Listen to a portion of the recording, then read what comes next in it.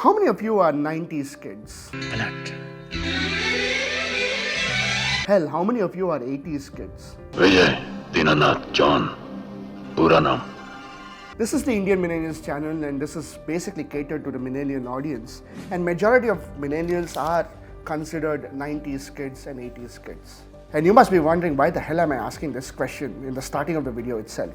Well, the question is simple. If you're a 90s kid, there's a high chance 9 out of 10 of you have an engineering degree. To the 9 people who have an engineering degree, I want to ask you an honest question.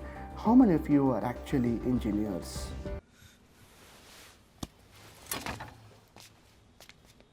And how many of you are just engineering degree holders? पहले engineering की, उसके बाद MBA किया, उसके बाद America जाके bank में नौकरी कर रहा है. Because the answer to this particular question is the crux of what's really happening in the Indian job scenario, in the Indian startup ecosystem today.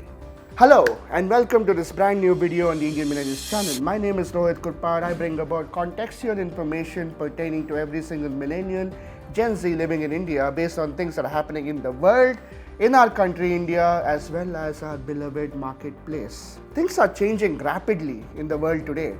From geopolitics to economics to companies to technology, everything is changing very, very fast.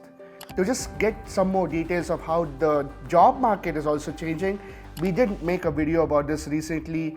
Do check it out. It's linked right here.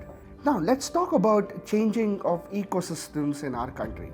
Today I'm going to talk about 4 sectors which are actually booming in India as we speak. Number 1 is the defense sector. Number 2 happens to be the favorite of everybody is agrotech because it gives you food. Number 3 happens to be healthcare, and number 4 happens to be space tech. Let's talk about all 4 in elaborate detail now, shall we? The defense technology sector. Thanks to the Atmanirbhar Bharat mission coined by our Honorable Prime Minister Narendra Modi, this is basically creating a path for India to become self-reliant on defense technology. That basically means that it will ensure that India stops purchasing defense equipment from either the US or Russia or any other country and start building defense tech that will serve the Indian military requirement as well as sell it to the whole world. Now when I talk about defense tech requires certain skills and certain academic qualifications as well.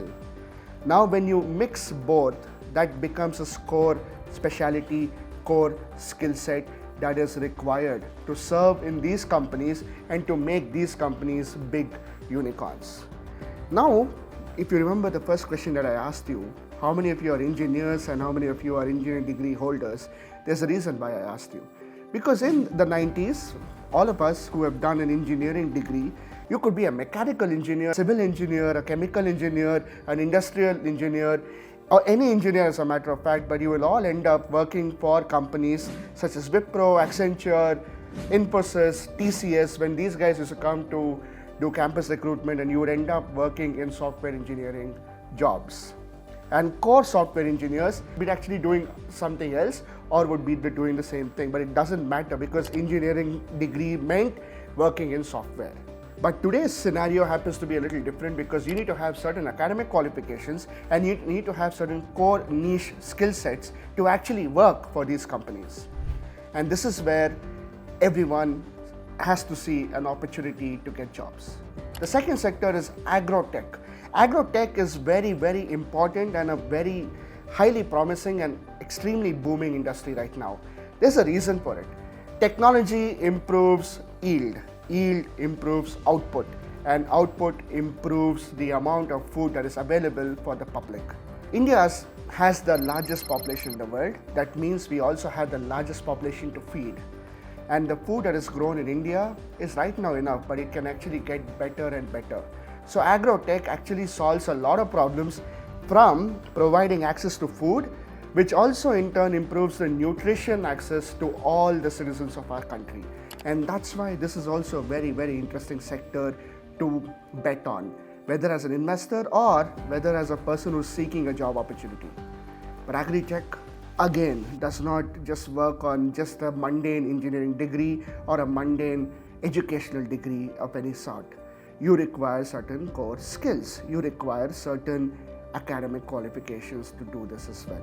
Number 3, which I mentioned earlier, is healthcare.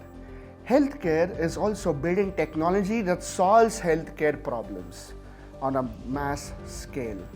That again requires core skills.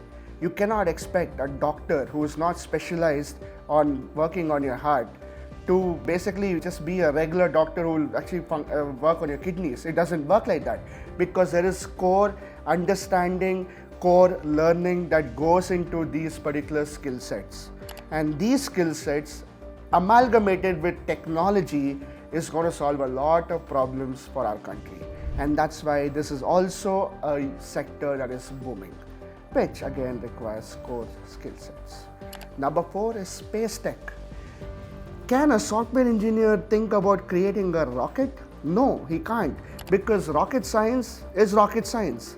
Rocket science is very, very complex. It requires huge amount of theory learning as well as practical expertise. This is core skill set again. The one thing common with all these 4 sectors that I mentioned today are these are all booming sectors in India, but also these are all top niche sectors which require niche people. All these sectors have a lot of job opportunities, but very few people are willing to take it because they lack the skills, they lack the academic qualification for it.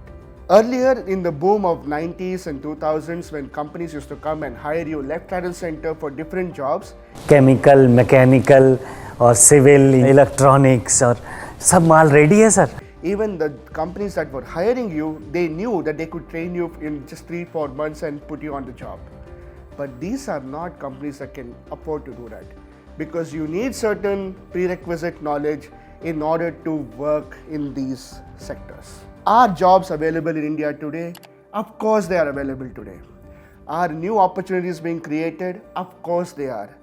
But are they core? Are they niche? Yes, they are. A mechanical engineer will be or will end up doing mechanical engineering work.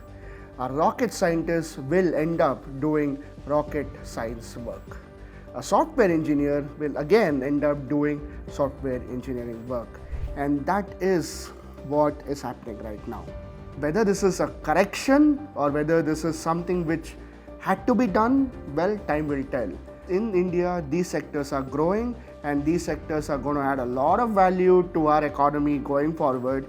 And there is a huge opportunity for all of us to actually skill up and get into these sectors as soon as possible, because the macroeconomic conditions for these sectors are just brilliant. It's all about skilling up and doing the right things for yourself. If you enjoyed watching this video, please like, please share, please subscribe to our channel. This is a humble request from all of us. If you didn't agree with anything that I mentioned, then please let me know below why you think I'm wrong in saying this, and I will maybe, if I'm wrong, I will admit it, and if I'm right, I'll keep making these videos again. And for all of you, for those of you who have learned something new from this video, I've done a good job then. If you have not, then I will try my best to give you as much content as possible going forward. Until next time, stay tuned, stay healthy, take care, bye-bye.